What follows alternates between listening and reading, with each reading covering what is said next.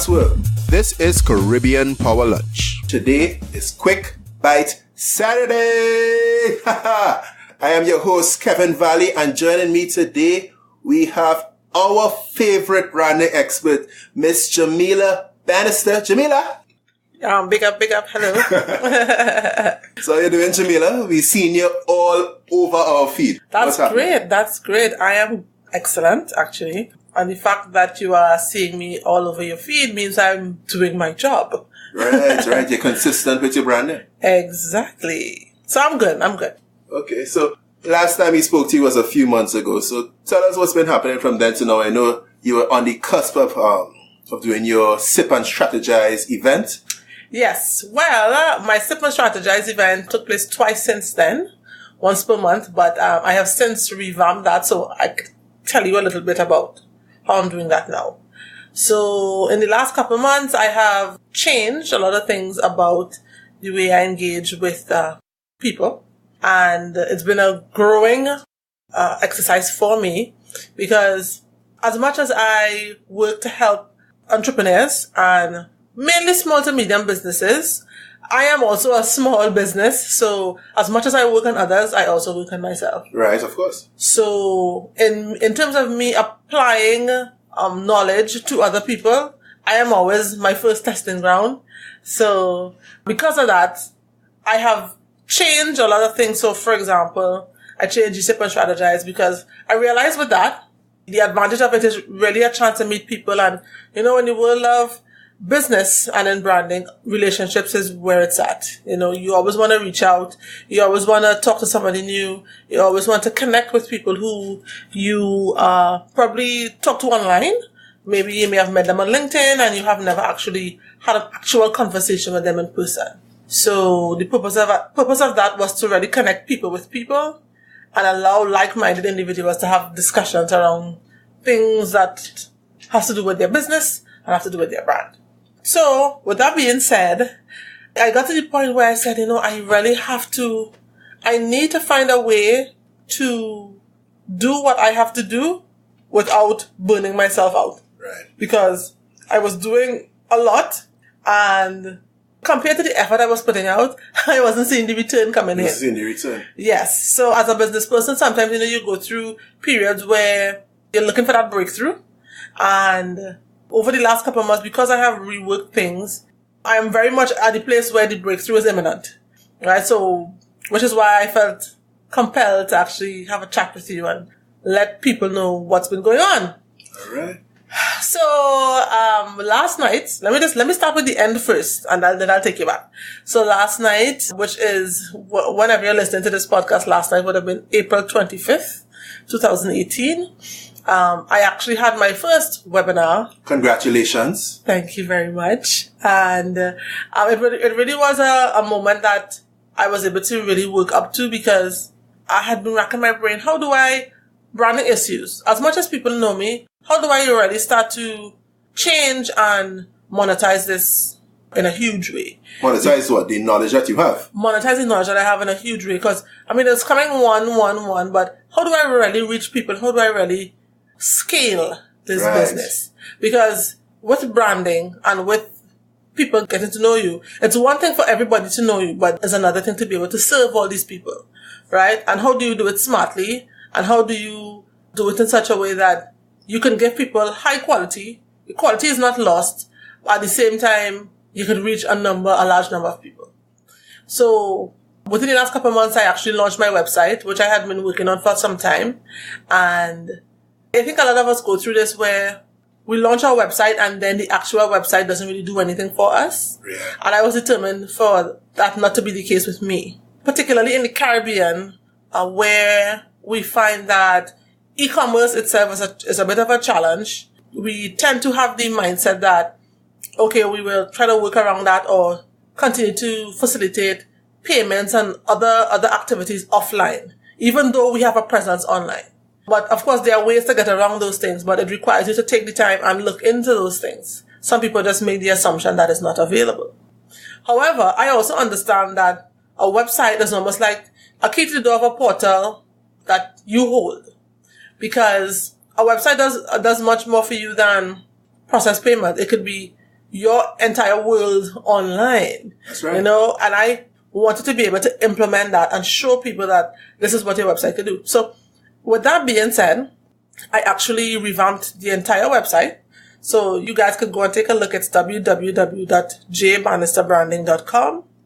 And it's a place where I now have my community, where persons who are interested in revamping their brand and changing things about their business, improving strategies and growing their business to the point where they can live on it. You know, it's not just like a side thing, or it's not just something that you do when you have time, but restructuring things in such a way so that it works for you as opposed to you working for it, so to speak. So I am actually able to host webinars now. You know, everybody does Facebook Lives and Instagram Lives, which are great and they have their place. But it's so much nicer to have your own piece of the internet where you have your audience exclusively. And it's not just you hoping to have an audience of people who may be on live, but you know they are coming there just to see you. I think that is one of the results of really putting your brand out there, because you can actually have people directly come to see you. They make an effort to come. It's almost like you invite them to a party and they get dressed and they decide to come to your party, as opposed to like, wow, that's a party over there. Let me just go and see what's going on, you know? So you direct them directly to your content. To my content, right? To my content and to exclusive content that is only available to them. Because becoming part of my community means that you get to get all my experiences and you get to have a sense of all my experience and all my knowledge. And then I can pass that on to you. And of course, that is just the start of other amazing things. So with that being said, I also want to announce really something really exciting. I took all of the knowledge I had and actually put it into a school called the J. Bannister Branding Academy. Yay! Yay! Can I get a round of applause? And it's something I've been working on for some time, because I said to myself, one of the things as a consultant you experience is that people tend to believe that you are out of reach in terms of price. They can't afford you. So many times they try to do it on their own, or they don't even take the time to ask you what's the price, because in their mind they can't afford it, right? Can't they afford it though? I'm sure they can. Now, if they would change their mindset from viewing spending on a consultant from an expense and investment, their whole perspective of the thing will change, right? Because if you have to, let's just say, for example, you want to educate yourself, you want to learn something, right? You're going to invest in a school. You're not going to say, okay, this school is an expense, but in your mind, you see that as an opportunity to have another tool in your toolkit to help you grow and to help you earn more, whether it's earn more, meet new people, access new opportunities. So if you view it as an investment as opposed to an expense, I think, yeah, you will afford it. You will afford anything you want to afford as long as you view it from the right perspective, right? So what I want to do is change people's perspective with regard to accessing knowledge from somebody else, because the great thing about accessing knowledge from somebody else is because they have actually experienced those things.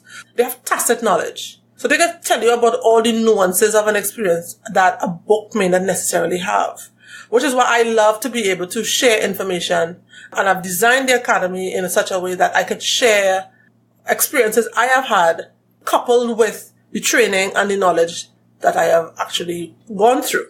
And in essence, that is what a consultant does. They give you their experience, they give you their knowledge, they give you their training. So it's not just, well, I'll give you these books to read or I'll give you these papers to review. No. They hold your hand. They hold your hand. Now, while the academy itself, courses are made up of lectures and they're made up of other resource material, there are fora. So there is a forum on each lecture. You could actually discuss the topic. Wait, fora is the plural forum? Yes. It's not forums? No. Like aquarium. I'm in school already. Right? So they could discuss the topic on each lecture. There's a blog where we could talk about issues with regard to the course. And I've also created a private Facebook group for my students who join my school. Right? So there are different ways and different places where we could actually discuss things. So once you're in school, you could discuss with other students. Once you join my private Facebook group, you can actually discuss with other people. Is this private group another cost? No, it's always a resource in addition to the school. Okay, so a package. It's a package. So the thing is, the school is a gateway for you to learn, but everything else is a community. Because for me, it's about relationship building, networking, and community. Because building a brand isn't done in a vacuum. It's not done on your own by yourself. You do it because you want to engage people. So what better way to do that than learning to engage with others while you learn? So that's the most important thing. So the J. Bannister Branding Academy is a resource for people, for them to understand two things mainly: how to brand themselves and their business, and how to take that business and prepare themselves to scale to size so that they can accommodate all these new customers they're going to get when they actually work on their brand. Okay, great. So you've essentially expanded your own branding ecosystem to include a website and a school. I have, and I'm able to scale my operation so that I could help a lot more people. So people in Trinidad and Tobago, people in the Caribbean, people in any part of the world who are interested in growing their business and they feel as though they are clueless. So right now on my school, there is a course called Invisible to Influential, which is designed to help solopreneurs and other people working on their own and in small teams to design branding strategies and design business strategies to take them from being invisible to being much more influential than they are. All right, so because this podcast likes to be practical, I don't want you to give away the whole school, don't give away the whole class. Yes. You know, so if you have 6 bullet points, just give us the first 2, so people know how to get started. Okay, so there are actually 6 lectures in this course. So you actually hit the nail on the head. So the first lecture is going to look at your personal brand and how you build that and what is involved in building a personal brand and what is that made of actually, right? Let me give you some topics what the course covers. We talk about strategy, we talk about mindset, we talk about tactics, we talk about risk management, we talk about crisis communication, and we talk about putting everything together to ensure that you actually have a strategy that is suitable for your business. Because every business is different and not every business requires you to, let's say, have a big event, or not every business requires you to sponsor something with cash.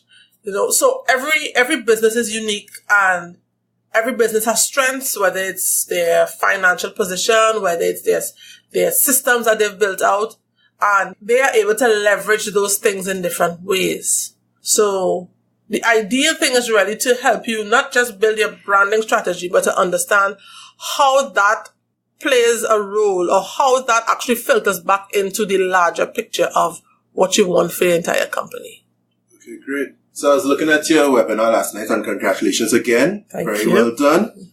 And so this webinar last night was on sponsorship and how to get sponsorship for your business, right? Yes. And you mentioned that the sponsorship environment, the sponsorship business environment changed a lot over the past 3 years from when you were doing it. Yeah. From a sponsor manager level Yes. at one of Trinidad's largest insurance companies. Yes. Can you just talk about that a little bit?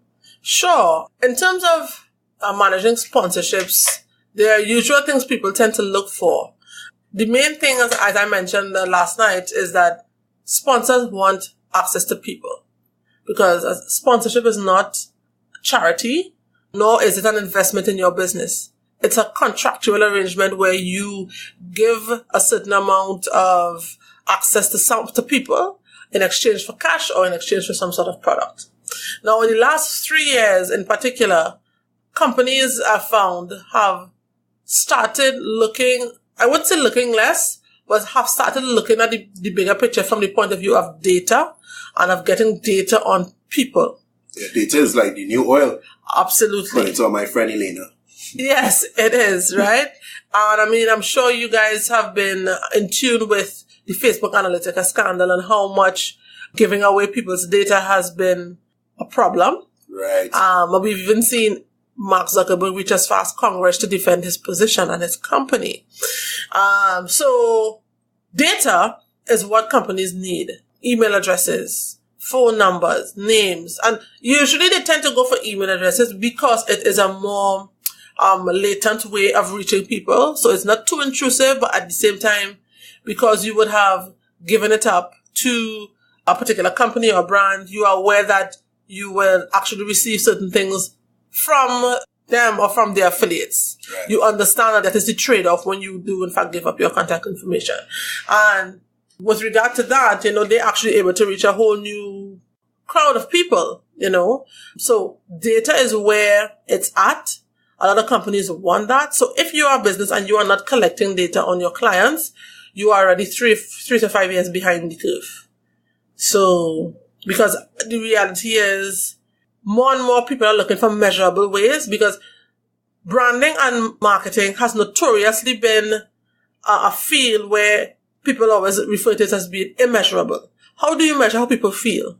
How do you measure how much influence you have? How do you measure tone in terms of the pulse on the ground of what people think? Those things are becoming increasingly hard to measure. However, when you actually have data on people and you have email addresses or you have social media handles where you could tap into people, you could track things like hashtags, you could track things like email opens, it becomes much easier for them to get a sense of, okay, we are able to tap into 10% of this email list, 30%, or they could test what types of emails open versus what remain closed. They could test, they could have a sense of how many emails actually go into spam. So there are hard things, hard data numbers that they're able to assess to get a sense of how far their message is actually reaching to determine whether or not the sponsorship is in fact worthwhile. So how do we go about collecting that data? I know we could do, for our websites, we could do landing pages. Yeah. But how else do we go about collecting data? For companies who are interested in collecting data, the landing page is one of the ways, but people collect data at events, at trade shows. People ask people to trade in their, let's say, email address for competition. You collect it. Oh my gosh, so many ways, Kevin. You collect it with any way that there's an incentive to give up your email address. People tend to do it. So if you enroll in some sort of free course, or you enroll in some sort of program, or you sign up with your number via WhatsApp for some other. So, for example, just the other day I signed up for a webinar online, and I put in my phone number, and somebody WhatsApped me from Poland to ask me. From Poland? Yes. Because the guy who was hosting the webinar, I can't remember his name now, but he had an office in England and he had an office in Poland. So his assistant, who WhatsApped me, because she WhatsApped me like 5 a.m. and I was a little bit confused as to why would somebody send me a message at that hour. So I asked her where she is, and that's when she told, no, as a matter of fact, she was in England. She said there's an office in Poland. So she was working with her hours. I'm assuming that she probably didn't Google my number to see what part of the world my country code was from. But the point is that is an example of how they use my data to reach me, and they reach me directly. So I was able to tell her, well, I want to join the webinar. Yes, I signed up, but I actually have another webinar to look at that day, so I wasn't able to look at it. So she got a clear sense immediately of whether or not I placed importance on their message. So that is what data does for you. It puts you ahead of the curve. And if you're able to do that with your clients, it would definitely boost your chance of getting that sponsorship funding. All right. I guess my final question. So in my past discussions with you, and I guess on your webinar last night, you stressed the importance of social media engagement, and especially being consistent. Yeah. Now, I think that was very interesting. I think many people may not know exactly what I mean by that. Yeah. Because, a lot of people might post once every 2 weeks, and might post once something exciting happens, yes, or whatever. They just think, all right, put out great content, people will come. But how do we be consistent? And how do we be consistent without being annoying, for lack of a better word? That's a good question. Well, remember when I think of social media, right? It's social. It's kind of like a friend, right? You know your friends. There are some friends you check in with every day. There are some friends you only see once a week. There are some friends you speak to every couple of months, right? And that should give you some sense of, if you measure your social media relationship with your fans or with your followers like a friend, you would know who you're closest to. Are you close to the friend who you speak to every day, or are you close to the friend you speak with every few months? And how would you engage and interact with those two people?